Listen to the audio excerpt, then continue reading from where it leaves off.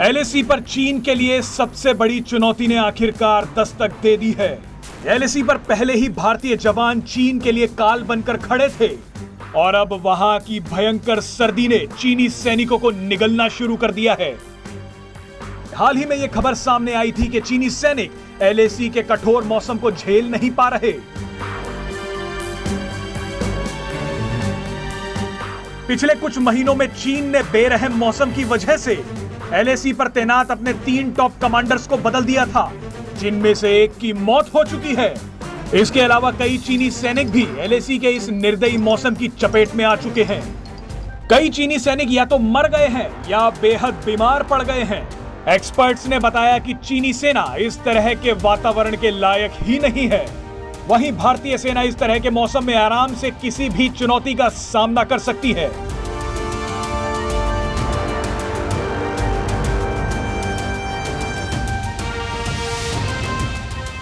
चीन ने कुछ समय पहले मौसम के आगे हार मानते हुए अपने सैनिकों के लिए एलएसी पर गर्म टेंटों का बंदोबस्त किया था, लेकिन उसका कोई फायदा मिला नहीं। अब इसी बीच यह दावा किया जा रहा है कि सर्दियों के आते ही चीनी सैनिकों का अब एलएसी पर रहना नामुमकिन हो गया है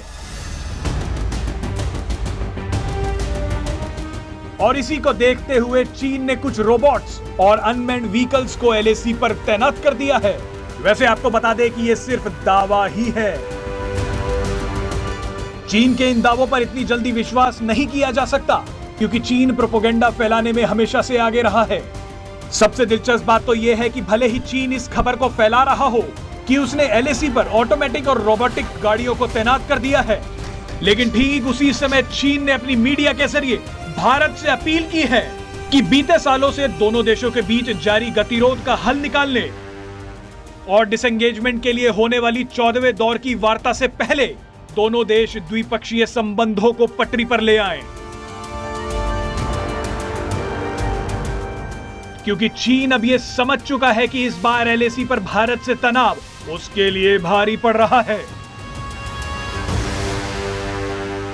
यहां आपको बता दें कि भारत और चीन के बीच पूर्वी लद्दाख में एलएसी पर जारी सीमा विवाद को सुलझाने के लिए 13वें दौर की सीनियर सैन्य कमांडर स्तर की वार्ता बेनतीजा रही थी।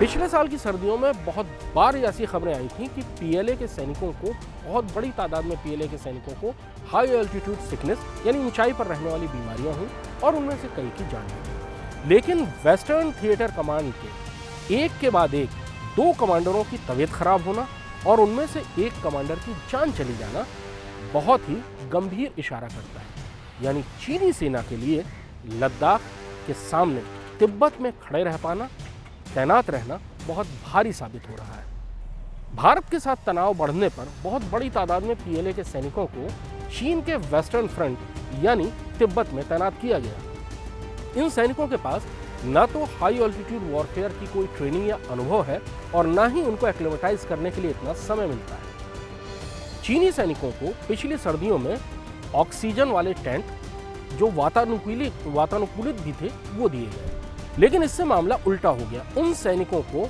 न तो बगैर ऑक्सीजन या कम ऑक्सीजन के इलाकों में रहने की आदत पड़ी, न ही उनका शरीर उस तापमान के लिए तैयार हुआ। इसलिए जब भी वो टेंट के बाहर किसी काम या ड्यूटी के लिए जाते हैं, उनके बीमार पड़ने की संभावना बहुत ज्यादा होती है। इसके विपरीत भारतीय सैनिक इस पूरे इलाके में लंबे अरसे से तैनात हैं और एक्लेमेटाइजेशन की वजह से उनके पास पुराना अनुभव भी है कि इस इलाके में कैसे अपने आप को रखना है। Presenting V News app available on Google Play and App Store. Download it now.